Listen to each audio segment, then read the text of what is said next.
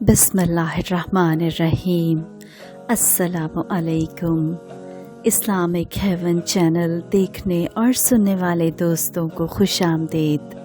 अगर आपको वीडियो पसंद आए तो इसे लाइक शेयर कीजिएगा, चैनल को सब्सक्राइब कीजिएगा और बेल आइकन को ज़रूर प्रेस कीजिएगा ताकि हर नई आने वाली वीडियो आपको बर वक्त मिल सके।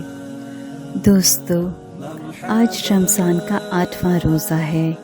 नामहसूस तरीक़े से ये रहमतों और बरकतों का महीना हमें बहुत कुछ देकर आहिस्ता आहिस्ता रुखसती की जानिब बढ़ रहा है।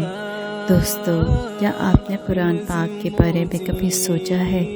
हम कुरान को खोलते पढ़ते ज़रूर हैं, कुरान को हम समझते नहीं हैं। हमने कुरान को एक ऊंची जगह पर रख ज़रूर दिया है, फातिहा या घर में बरकत के लिए। आप ये सब ज़रूर करें, मगर साथ ही ये भी याद रखें कि कुरान हिदायत भी है और ये हिदायत हमें तब मिलती है जब हम इसका तर्जुमा भी पढ़ते हैं, जब इसको समझते भी हैं।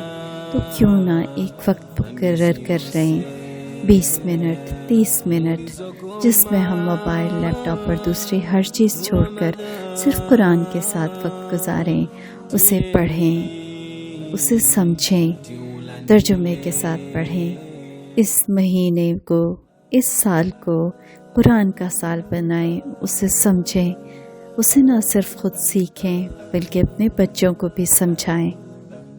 दोस्तों, चलते हैं आज के वाक़े की तरफ। हज़रत अबू उबैदा बिन जर्राह देग बना रहे थे, यानी बकरे का गोश्त पका रहे थे।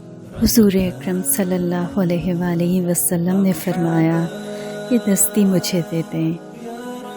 हज़रत अबू उबैदा ने दस्ती पकड़ाई, आपने उसे खाया और आपने फरमाया, अबू उबैदा दस्ती पकड़ा दें। आपने देग से दूसरी दस्ती पे निकाल कर आपको पकड़ा दी, आपने खा ली और फरमाया, अबू उबैदा दस्ती पकड़ाना। अबू उबैदा ने फरमाया, हुजूर दस्तियाँ तो 2 ही होती हैं। आप सल्लल्लाहु अलैहि वसल्लम ने फरमाया, अबू उबैदा, अगर आप एक बार मेरे कहने पर डोई मार देते तो दस्तियाँ ही दस्तियाँ मिलती। मैं जब तक खाता मेरा अल्लाह मुझे खिलाता रहता। हुजूर अकरम सल्लल्लाहु अलैहि वसल्लम को गर्दन, दस्ती और पुट का गोश्त बहुत पसंद था, दूध पसंद था, ताज़ा रोटी पसंद थी। सिर्फ़ एक बार फ़तेह मक्का के मौके पर आपने उम्मे हानी के घर बासी रोटी खाई, वरना आप हमेशा ताज़ा रोटी खाते, या ताज़ा रोटी खाते या फ़ाक़ा फरमाते।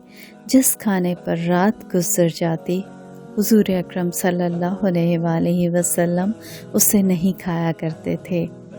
दोस्तों, आज 7 रोज़े गुज़र गए। हदीस में है कि क़ुर्ब क़यामत में साल ऐसे गुज़रेंगे जैसे महीने, महीने ऐसे गुज़रेंगे जैसे हफ्ते, और हफ्ते ऐसे गुज़रेंगे जैसे दिन, और दिन ऐसे गुज़रेंगे जैसे शरारा। आज हम आपको बताएंगे कि रोज़े में कबूलियत का वक्त कौन सा होता है, जिस वक्त की जाने वाली हर दुआ अल्लाह ताला कबूल फरमाते हैं। जिस वक्त नमाज की सफ़ें बराबर की जा रही होती हैं, वो कबूलियत का वक्त होता है। अगरचे वो वक्त बहुत मुख्तसर होता है, मगर उस वक्त दुआ कबूल होती है। जब मुअज्जिन आज़ान देता है, आज़ान के बाद दुआ कबूल होती है। और जब मुकब्बिर तकबीर कहते हैं और कहते हैं क़द क़ामतिस्सलाह, वो दुआ की कबूलियत का लम्हा होता है। जिस वक्त में रोज़ा लगता है, यानी भूख शिद्दत से लगती है, तब भूख करवट लेती है, यानी भूख तेज़ लगने लगती है। तब एक बेचैनी और तकलीफ़ की कैफियत होती है, और वही कबूलियत का लम्हा होता है।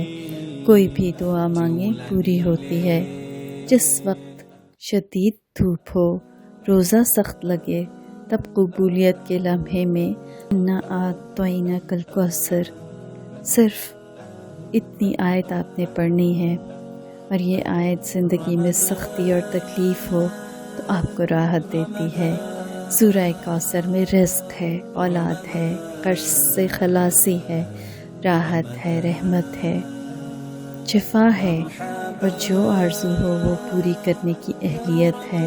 اگر آپ نے صرف پہلی آیت پڑھنی ہے، جس وقت آپ کو کمزوری کا احساس ہو، روزے میں بے چینی ہو، تو یہ آیت پڑھیں۔